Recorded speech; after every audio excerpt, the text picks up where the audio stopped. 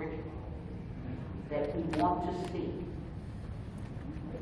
pulled together, developed, written by us, and then practiced by us all over the world.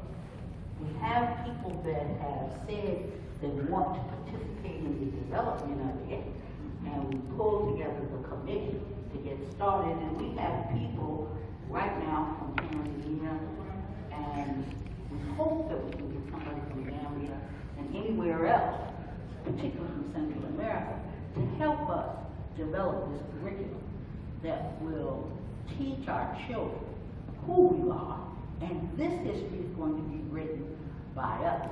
Now, there's a lot of scholars right now who are writing about us as the source of the species. And this curriculum, the thing is getting it translated from what is the history to something we can use in the classroom to make sure our children understand who they are and what kind of development goals we have as a people. And they expand their horizon from wherever they live to understanding that the continent is our homeland, and that's where we want to take our skills and recapture our wealth. So that's the most important project.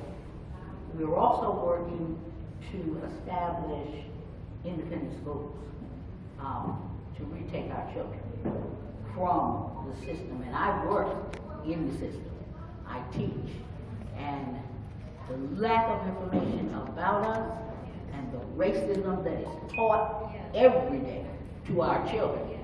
An example so that you are as shocked as I am and understand the necessity for what I'm talking about is I took the children to the museum that David was talking about, the museum, the National Museum of African American History and Culture, and we walked through the slavery section.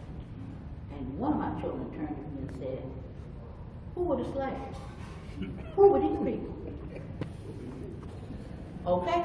You talk about serious disconnect because they are not taught who they are and what belongs to them. It's really important for them not to know. And so I make sure that in my curriculum I teach them about it. But I have to add that because it's not in the books. And the research says we lose our children, at least here in the Western Hemisphere, anywhere around the 4th grade when we teach about slavery, because then they're turned off. They say, wait a minute, that's all, we just submitted to that? We just let that happen? Because it's not, we're not taught who we were when we got here, right. What skills we had. We were empire builders, miners, diggers, inventors of math, and all they know, and agriculture. African women are the first farmers on the planet, but they know none of it. And they say, all we did was cotton. No.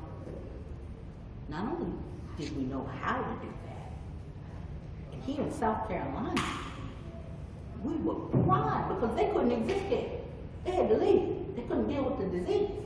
So Africans actually ran this. And that's why you have so much independence here.